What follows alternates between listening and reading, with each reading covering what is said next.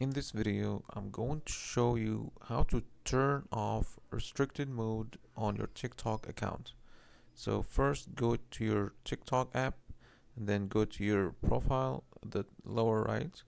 Then click on settings. You can see settings at the top right. And then click on settings and privacy. Then click on content preferences. Then here you'll see restricted mode. So click on it. It's currently turned on, so I'm going to turn it off here. And then just give them whatever reason, like your reasoning for turning it off. Just submit. Oh, I'm just gonna pick here. Let me just pick this option. Okay, and now you have turned off the restricted mode, and your account, you can check your account here. Check the restricted mode, and you can see it's turned off.